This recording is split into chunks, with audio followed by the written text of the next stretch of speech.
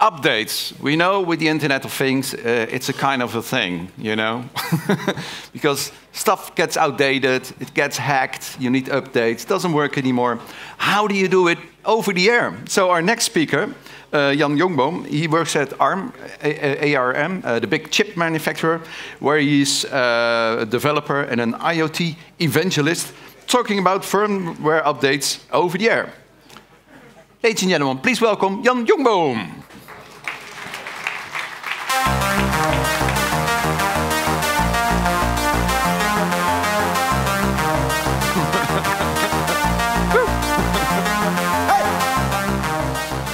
Hello. Hi. So I definitely requested Eye of the Tiger, so I'm very unhappy that was not played. My name is Jan Jongboom. As said, I am a developer and evangelist for ARM. Currently, ARM SoCs, ARM processors are in 99% of all smartphones in the world. And I make it my own mission that in a couple of years' time, 99% of all LoRa devices will also have an ARM core in there. Yeah, here we go. This is the only ARM guy in the audience that was clapping. I've been working with LoRa for the last 3 years.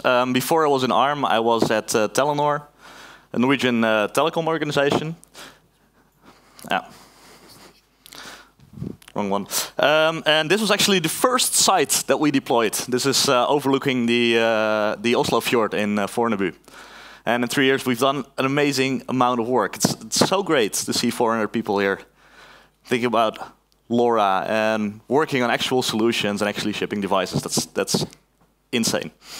For the last 12 months, I've been working together with Nicola, the keynote speaker this morning, and Johan Stocking, one of the initiators, on a firmware update solution. I'm very glad that we are almost done standardizing this in the LoRa Alliance. So everything I'm going to be telling you today, within 2 months, it's going to be reality. If you want to play with it, at 1:30, there's going to be a workshop where we're actually going to do an introduction to firmware updates, and we're actually going to do a multicast firmware update to 25 devices at the same time. Johan told me that we have 25 workshop spots, and 196 people said they wanted to come. So be early. All right, so no, my fonts are not completely right, but all right. Internet of Things deployments, if you look at reports of people saying stuff, they target about 10 years of lifetime. It doesn't have to be exactly 10 years. It can be, you know, somewhere between more than 1 year and less than 100 years. But 10 years is a pretty good ballpark. But 10 years is a really, really long time. Like, this happened 10 years ago. This was Donald Trump winning a wrestling fight at the WWE. You see? We never see him doing this anymore. Oh, wait. So it's also the time when the iPhone came out, 2007, a little bit over 10 years ago, which completely changed the complete industry and created a bunch of new industries. This morning, when I came from my Airbnb, I took an Uber here.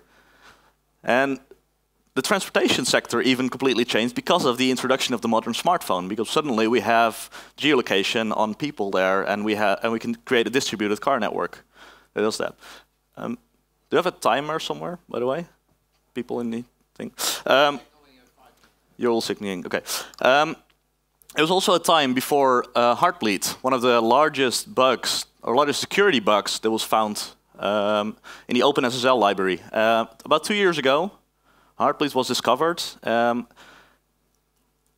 Heartbleed can leak memory out of any process if you're running OpenSSL. And this meant that every website that was running HTTPS and was using OpenSSL to do signing of requests could be tricked into leaking memory, leaking names of users, passwords, credit card details, etc.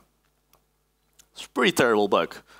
So in 10 years, in this lifetime of this device, I mean, devices can get repurposed because your whole industry is changing. The requirements to your devices might change. Standards change. I mean, LoRaWAN 1.1 is now around the corner.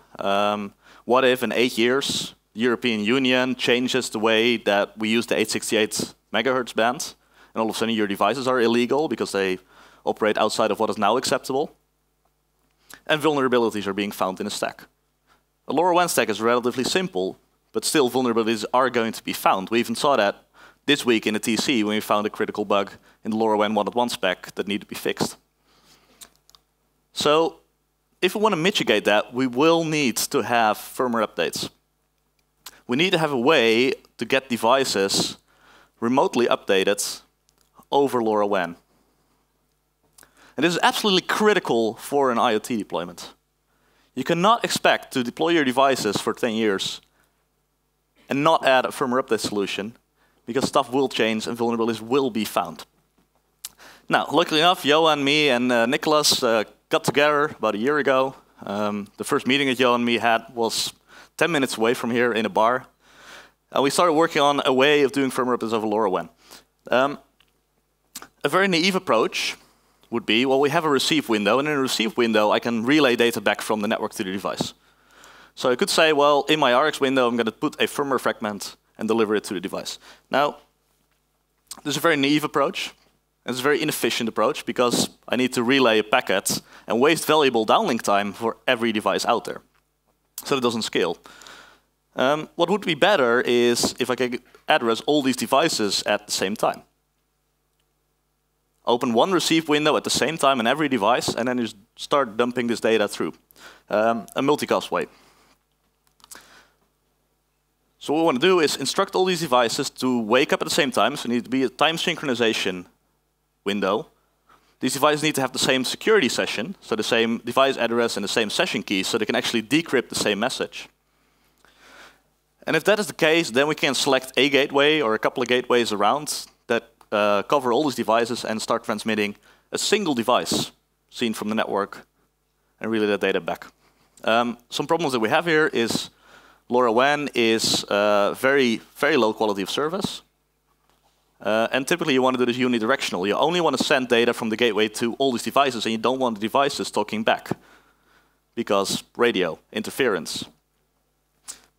Plus there's an additional cost, because transmitting in LoRa is a lot more expensive than receiving. So you're wasting valuable battery life as well. So in the new multicast specification, this is going to be standardized in about 2 months as an application extension to LoRaWAN 1.02 standard. So you don't need to wait for LoRaWAN 1.1 for this. Is that we use the normal downlink window, the normal RX window, to relay a message saying a multicast session is going to start. Here are the credentials. So we give a device address and a key, and you can derive the application session key and the network session key from that. After that, in yet another downlink window, we start a fragmentation session, because we also want to relay more than one packet. A firmware packet is probably maybe 100 packets big. So we tell that. And after that, we set up the actual multicast session. So we tell, use this multicast group with the credentials that I gave you before, start listening at 924, 500 megahertz, or whatever frequency you have available on your network with a certain data rate. And to do a little time syncing algorithm for devices that do not have a crystal. You can also use LoRaWAN class B for time syncing, but if you don't have that, we use the uplink counter on the device and the internal value of the real-time clock to do a little synchronization. So there's a bit of drift, a couple seconds between devices, but it's actually totally okay, and you don't need to buy any new devices or add a crystal too. So that's nice. Now, if you have perfect quality of service, this is very easy. You start transmitting packets up until the moment that your firmware is complete, or your packet is complete. You calculate the CRC hash, send it back to the network, and then the network will say, yeah, this is what I sent you or not, and then you start the patching process. Now, the problem arises if the quality of service is not good. And we see that. I mean, even in a LoRa network where you're sitting next to the gateway, you're going to see 1–2% packet loss. So when that happens, we don't want the device screaming back to the network saying, hey, I missed packet 3. Because if I have 500 devices doing that at the same time, it's very inefficient use of the spectrum. Plus, because all these devices are in the same geographical location, all shouting at the same time, probably none of them will actually make it to the gateway. So we've implemented a protocol, it's low density parity check coding. It's actually 6 years old, where after the initial firmware, we start sending correction packets. And these correction packets can be XORed with the original firmware, or the original packets that you have, and that way you can reconstruct missing packets. So we see that for every 1 packet that you lose, you need about 2 extra error correction packets. So the nice thing here is that even if you have very low quality of service, 90% packet loss or 10% packet loss, devices can still receive this firmware without actually having to go back to the network and say, hey, I missed this or I missed that.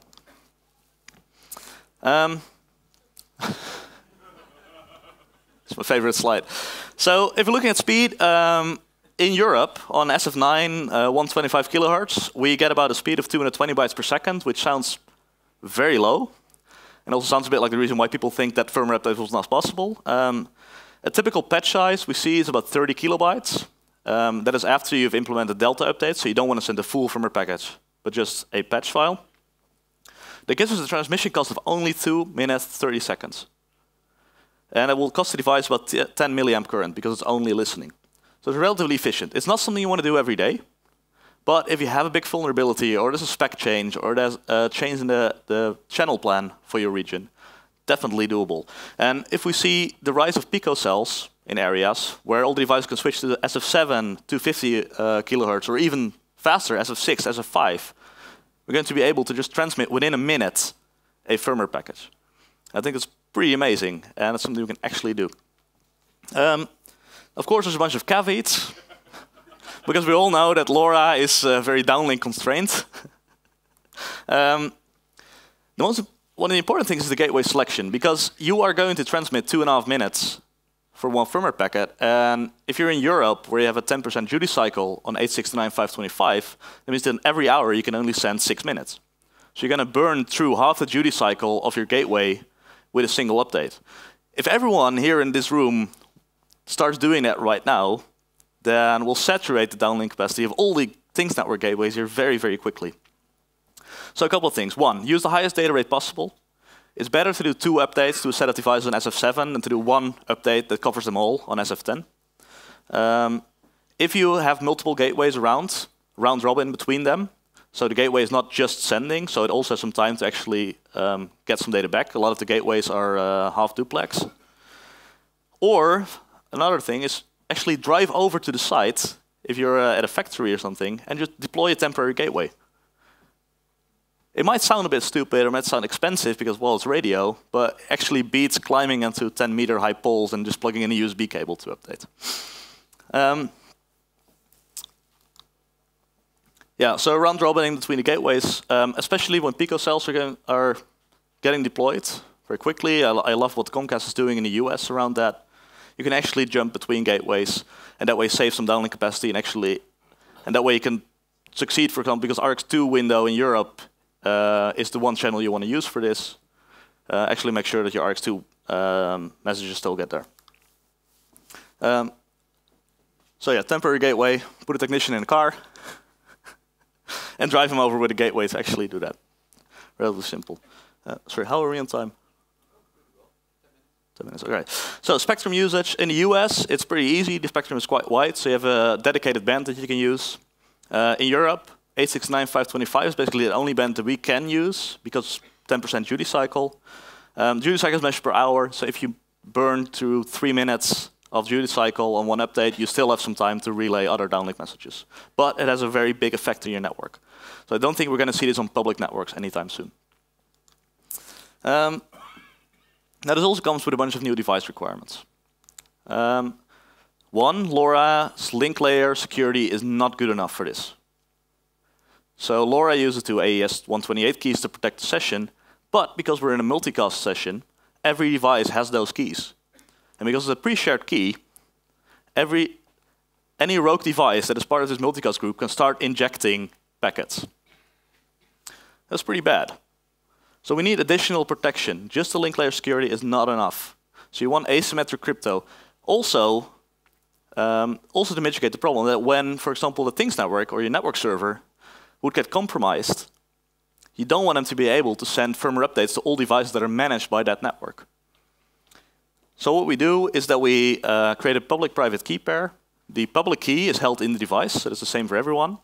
And the private key is held by the OEM, or the manufacturer of the device, preferably on an air-gapped computer. And every update is then signed with that private key.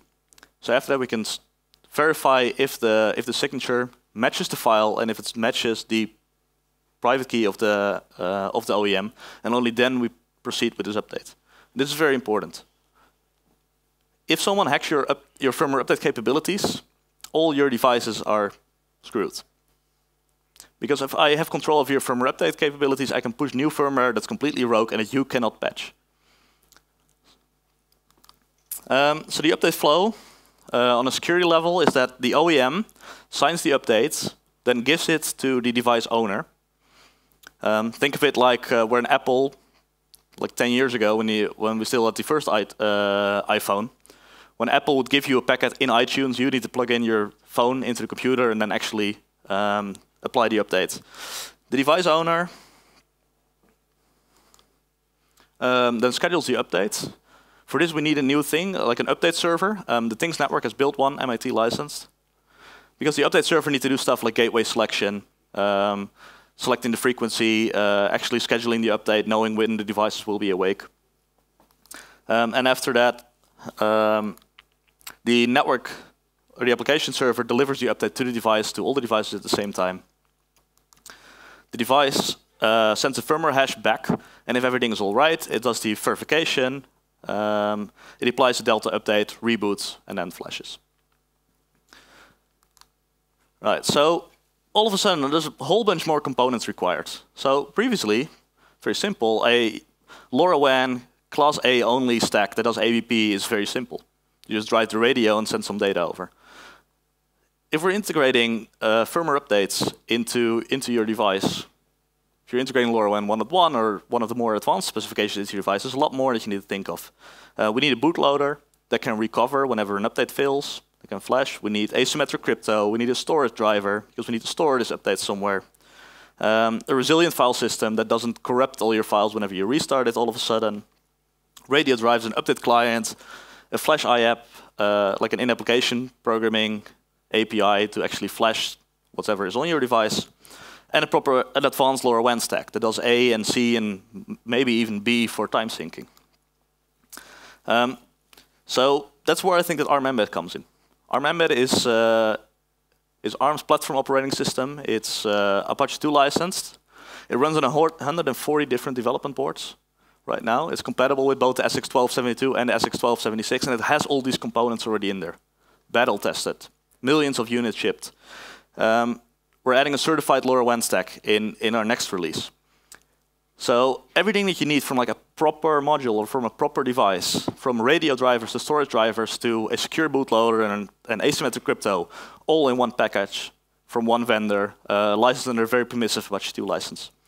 It runs in 32K, including the RTOS, which is, I think, pretty amazing. So if you're a module vendor and you're currently shipping anything with already an ARM chip in it, switching to this new stack only gives you benefits, gives you LoRaWAN 1.1 in the near future, gives you updates, everything there. So the current state of things, the current state of affairs. The multicast and data fragmentation standards are close to standardization. They're not going to be part of the actual LoRaWAN core specification, but rather as application extensions for LoRaWAN 1.02. So you can implement them on any LoRaWAN 1.02 device. We have a reference implementation. It's written by ARM on the device side and the TTN on the network side. We're actually going to be using both of these reference implementations this afternoon in the workshop. If you want to take a look at the code, it's at github.com ARM Mbed LoRaWAN photo demo. It's pretty cool. It comes even with a bootloader, so it's a complete package that can run currently on a multi-stack module and very soon on every single development board that we support. Don't believe me just for it. We have a little bit of hardware here as well. We're going to use that at the workshop. 1:30, be there. It's going to be amazing. If you want to see the demo and you don't want to come to the workshop, Johan and me did an amazing video. Just Google firmware updates LoRaWAN, because Google is awesome. It likes us. Check the video out. Come to our workshop. Have a play with it. We have complete set working Delta updates. Just to recap, firmware updates are incredibly important. Do not put a device out there if you expect it to live for 10 years without the ability to patch it. If you cannot do it with a firmware update over LoRaWAN, at least have a way of like Bluetooth side channel update, or being able to have a technician drive over and plug a USB cable in, or something like that. Updates are critical. If you do updates right, if the update is wrong, it's a very big attack factor. Philips had a problem with their U-lights a couple years back, where the firmware update interface for their Zigbee U-lights was compromised. because it's a Zigbee and this is a mesh technology, a bunch of students at the university, they actually flew a drone in with a Zigbee transceiver on it, infected all the lights, and then the lights started infecting everyone else. And once that happened, it's out of control, because you can never get your device back. So be sure, use asymmetric crypto, sign your stuff, keep your private key private, and do it like that. With that, I want to say you guys are all awesome. 2.5 years ago, I met Johan at one of the offices that he used to work, and he had this crazy idea about the Things Network, and it's so amazing to see that everything that he dreamed of is actually gotten true. And that's all thanks to you. With that,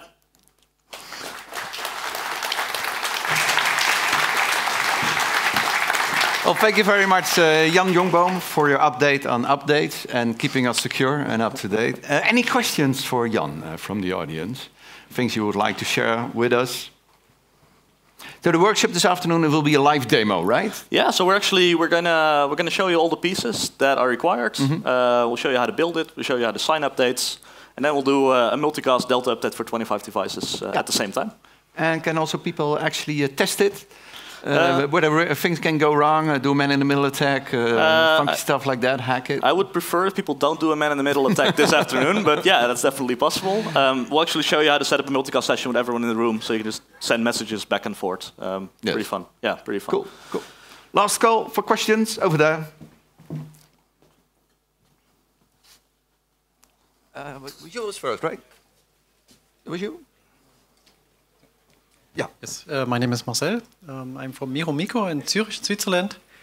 And what I want to know is there any external hardware security module required for your implementation? Is there an external module required?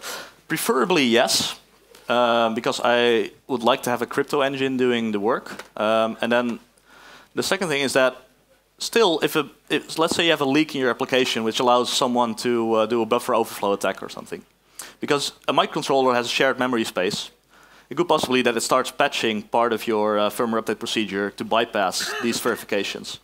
So to properly solve that, you need either a memory protection unit, which can create a secure zone and an unsecure zone that do not have a shared memory space, or use something like Trust Zone, which comes in new ARM V8M cores, which has that actually on silicon. And that way you can put your firmware updates and your verification blocks in a secure context and the rest of your application in unsecure context. So even if you have a leak here or a buffer overflow or someone can inject code here, they can never compromise your firmware update part. Okay. Yeah. Satisfactory answer? But it will be not required? This will not be required, okay. No, but advised. Okay, thank you. I have one more question over here. It was you again, right? Yeah, well, he asked the same question. Ah, it's the same. So that was a good question then. Anyone else? Oh, last question over there. Ah, there you are. Hello, Yes. Where are you from? Hi, I'm Paul Marcellus from KPN. Hi, I was wondering how did you solve the delta firmware calculation? Because I could expect if you extend the function, your compiler would shift all of your program. Yep. So how did you manage that? So there's two big challenges with Delta updates on microcontrollers. The first one is actually a lot of the patch programs that we have, like BSDiff, require a lot of memory, which is basically as much memory as the size of the thing. So to do that, we wrote a new patching library, and it's a linear patch format. So we can do that without allocating any memory, basically, by just doing everything in Flash. So that's how we got this to run. The second thing is, right now we don't do anything with it, and yeah, that means that we kind of blow up quite quickly. That is mostly because addresses change. And so we see if you add some functionality, like a typical size is currently 20K, we could probably compress it down to 10K. In ARM, we are considering making a couple of changes to our linker as part of ARMCC compiler that can lay out blocks based on how often we expect them to change. So if you say, well, a TLS library, probably not going to change, so we lay it out in a certain way with fixed addresses. And then whenever you create a patch file, it's going to be a lot easier, but that requires compiler work. Okay, so you're updating your compiler to support this even better. Correct. Cool. Thank you very much. Final question or remark for Jan? No? All right. Then a last applause for Jan Jongboom. Thank you.